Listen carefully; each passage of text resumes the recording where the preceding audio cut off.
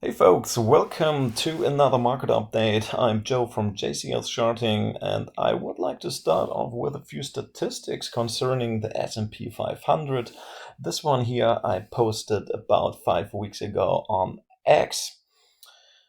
It shows the S&P 500 after being 15% up by the end of October.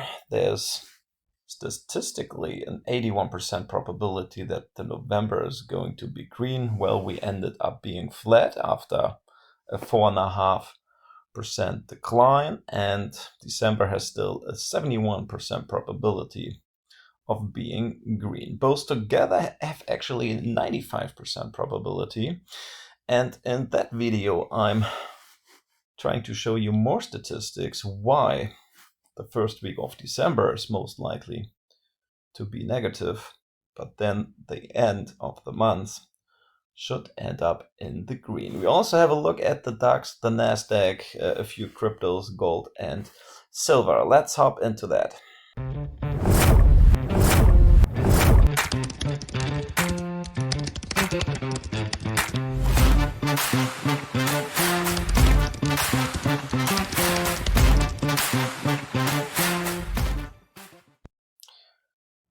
And after having a look at that first statistic, which was from Carlson Investments, by the way, this one here says the S&P 500 closes the month positive after an intra-month 4.5% drawdown, which we have seen in November.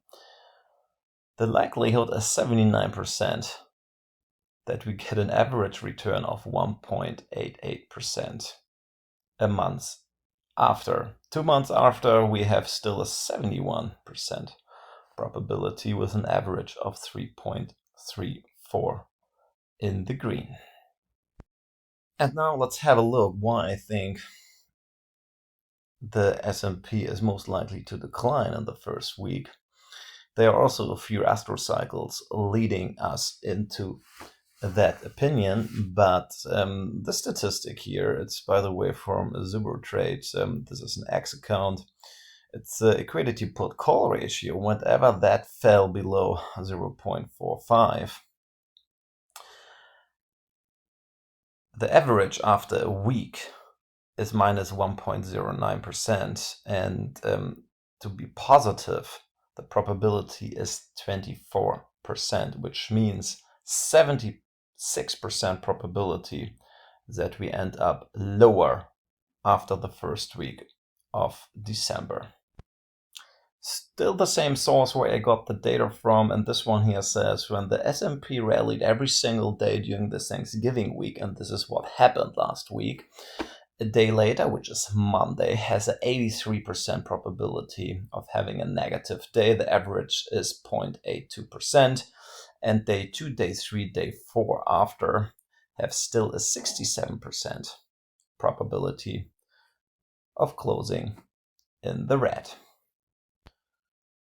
Let's have a look finally at the charts. This is the S&P 500, a daily cash chart, and I would like to show you that descending broadening wedge here in purple. This pattern is usually used as a consolidation in a bullish trend. It is similar to a bullish flag channel, despite it's not a channel, because this trend line here broke already here and then a second time there. So price is expanding, which means the second selling leg is longer than the first one before it runs all the way up to hit that upper trend line a third time. That happened on Wednesday. It pulled back a little bit, and then on Black Friday it jumped or gapped up above that trend line to close the gap from the 12th of November. Now, usually this pattern, after it has been triggered here, there's an 83% probability that price pulls back, either to close fair value gaps, and this is exactly what happened. We have two fair value gaps between the low from Friday and the high from Wednesday, or that was actually Tuesday. and the high from Monday and the low from Wednesday. I assume both fair value gaps are going to be closed. That means we should pull back somewhere near 6,715. And usually when the S&P 500 does that, it starts to probably overshoot here a little bit, but then it usually starts to run up again. So this matches also my outlook that we see most likely a negative first week of December before we run up again. Be careful once we lose that support here of 6,700. And if we break through there and the S&P 500 starts to accelerate to the downside, 6,452 becomes very likely then. Note that we were defending the 100-day moving average on that Thursday and on that Friday, the week prior. So my plan is presently as the black projection, which is always my primary one. We see that pullback next week and then rerun higher into the end of December, like what the statistics I was showing you earlier are confirming as or suggesting as well. Also interesting to look at is the VIX. This is an intermediate chart here. You see all the way back of December of last year, we had these two volatility spikes before we run up by 250% in April. And we see probably something similar at the S&P 500 presently. We have these two spikes here, similar to these two, just the time frame, the endurance between these two, or the time length is not as big. And we also are witnessing that drawdown, which we have seen here before volatility spiked to the upside. Now, that just 1 week, I expect next week to be lower, that could cause that volatility spike.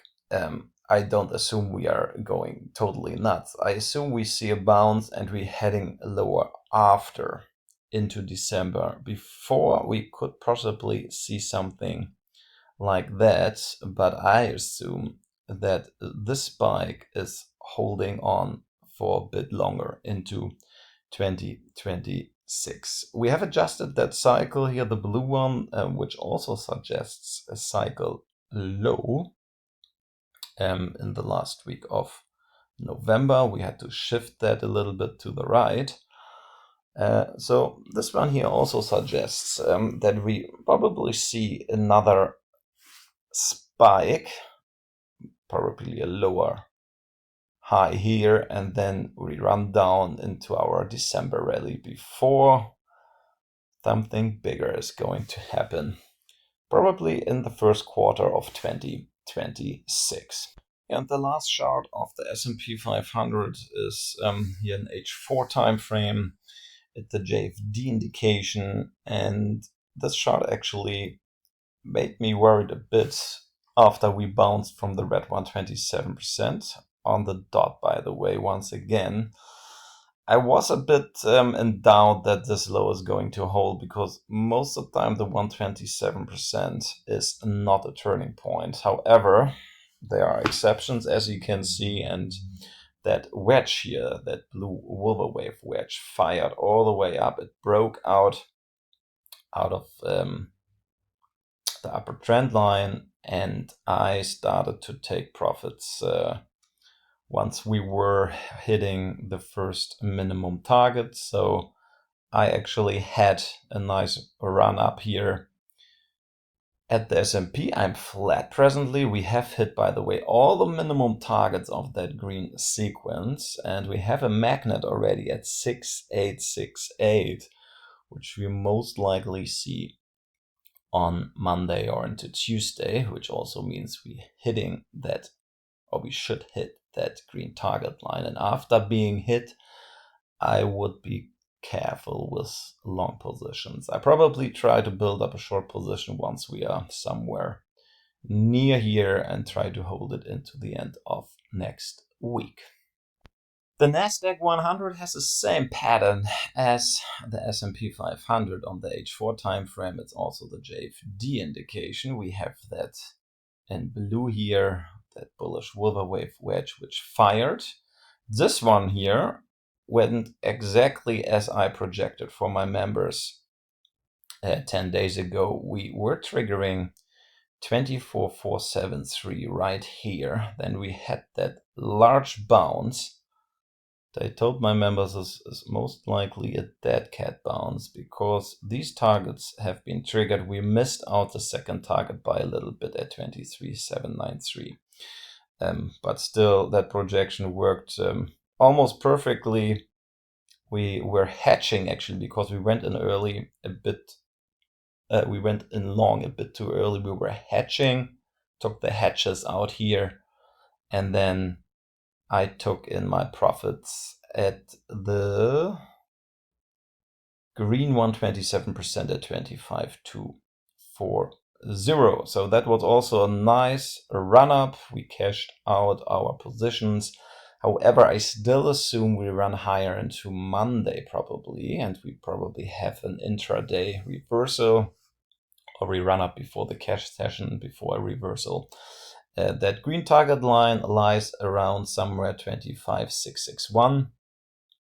That matches the last target of that green sequence. All the minimum targets got hit. 25,626 is still open, and there's still a magnet at 25,584.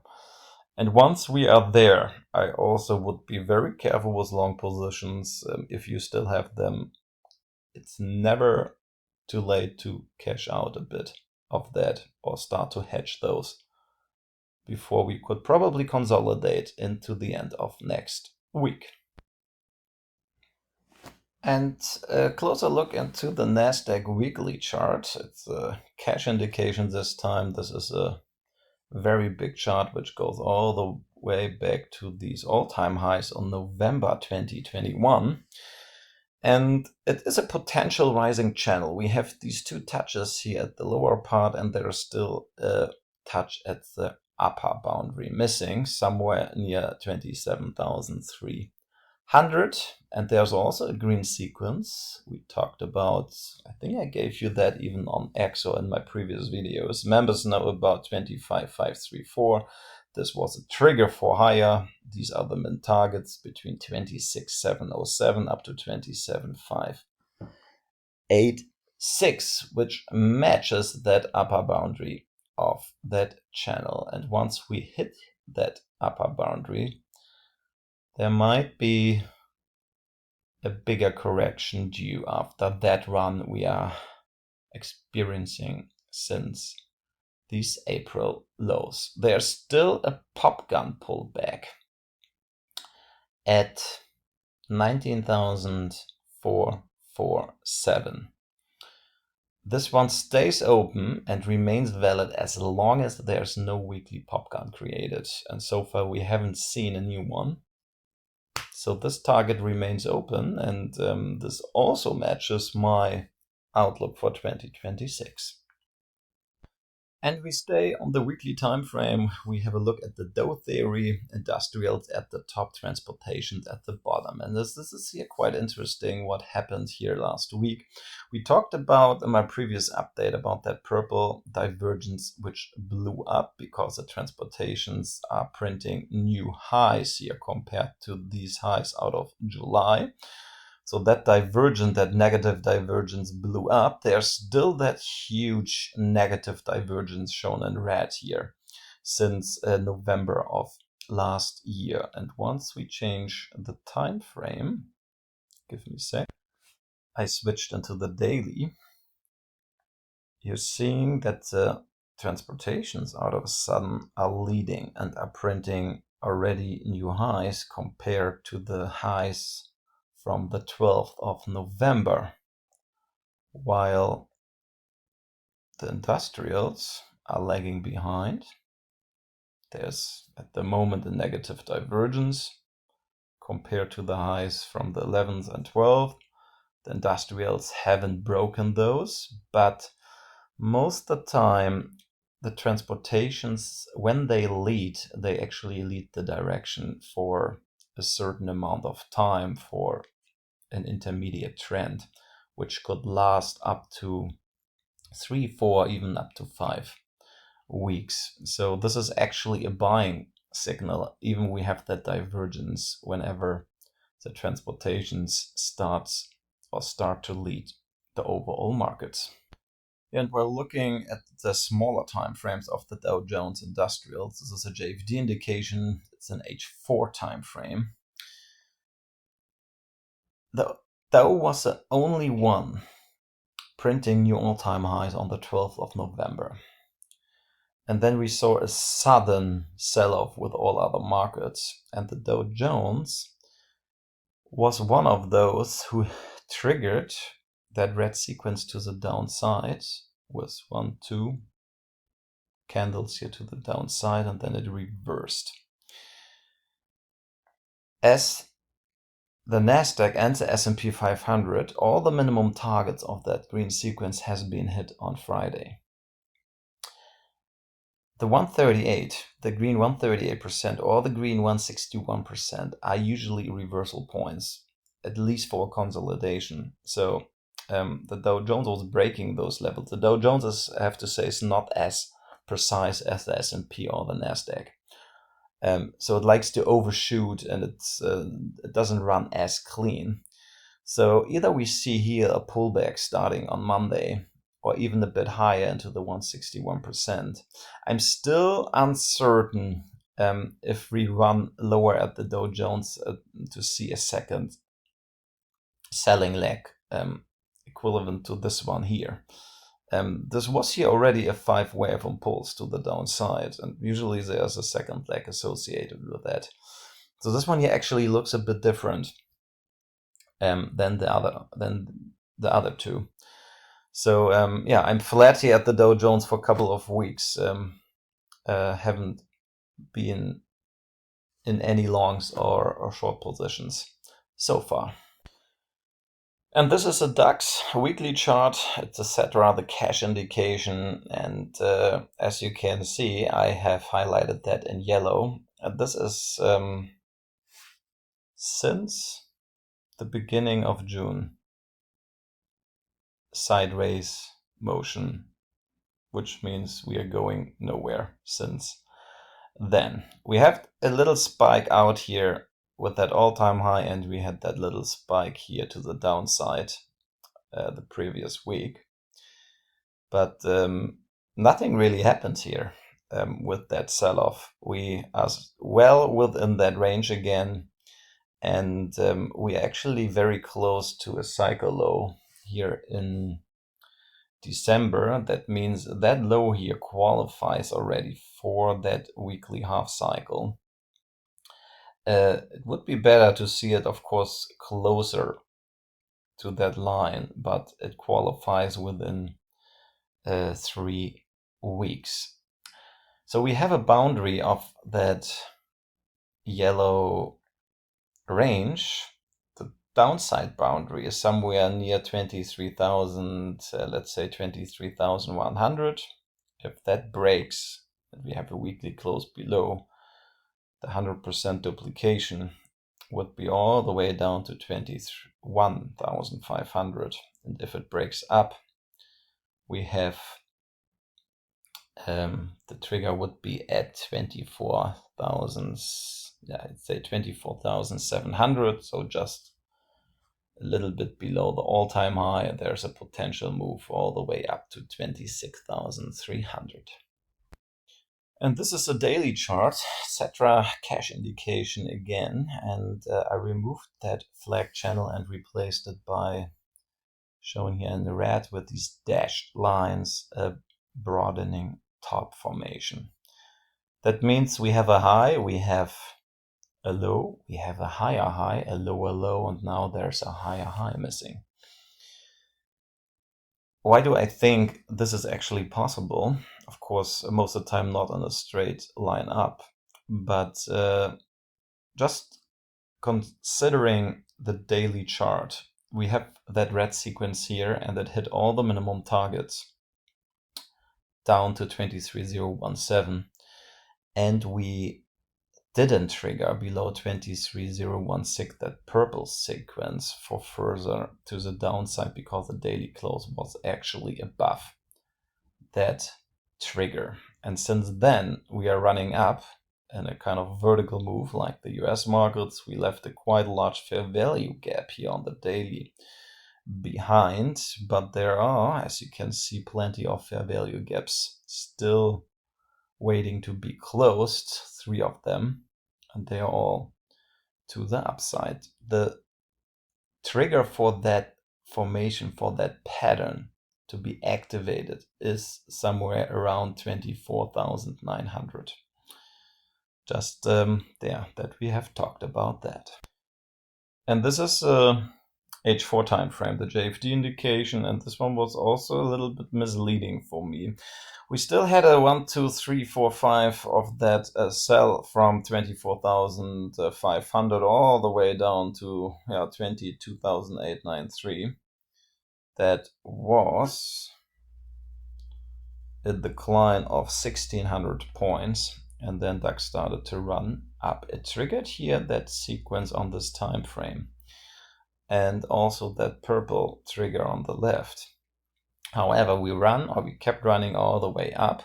This here was, by the way, my projection on, I believe it was Thursday. I wanted to see another backtest of that green support area, that supply zone, which got tested already at the end, or at the beginning of the week. That didn't happen. We triggered that blue sequence, which we anticipated.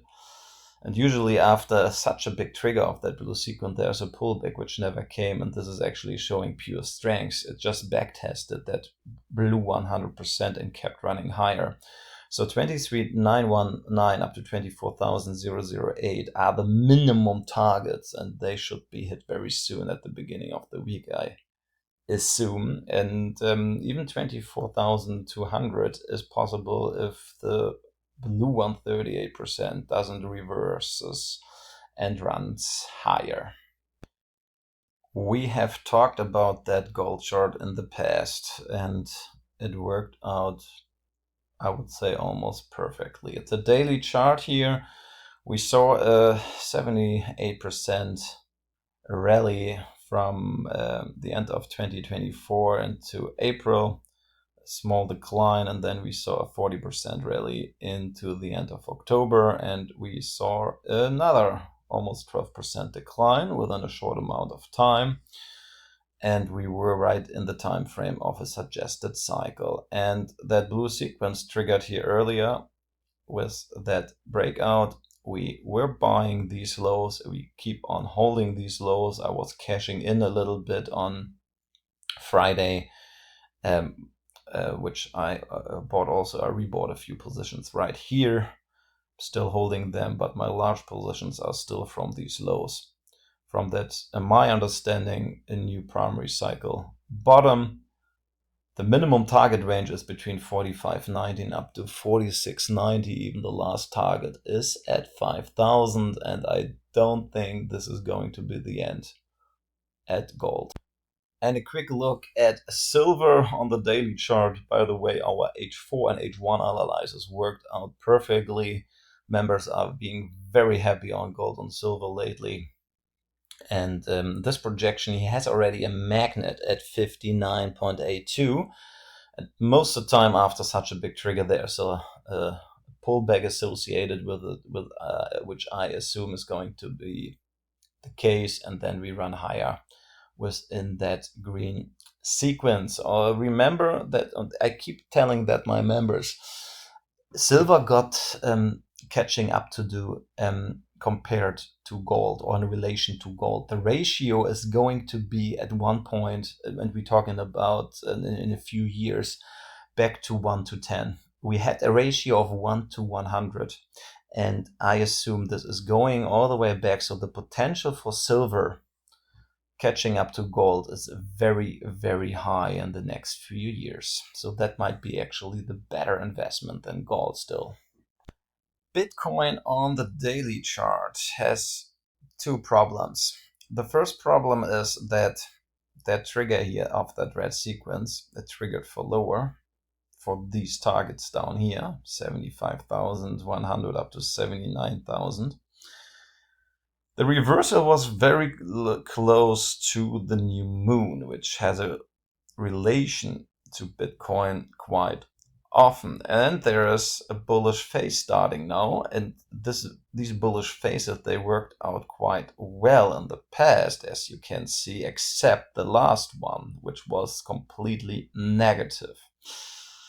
Now, have a closer look what happened here on Friday. Bitcoin, here is a bullish Elliott Wave wedge shown in blue, and that pattern triggered.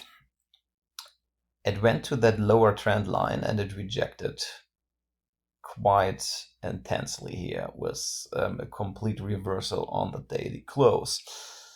I assume Bitcoin is trying to jump into that wedge, but if it keeps on failing here, be careful, then this bounce could be over and we are probably already on our way here to the downside. Once we break into the wedge, we're gonna mix the cards again, because then we could see a pressure building up, bullish pressure, in order to break out of that wedge. And if that happens, and if Bitcoin is able to break out here, we could see a ridiculous move to the upside. But first, that wedge here needs to be closed on the daily basis.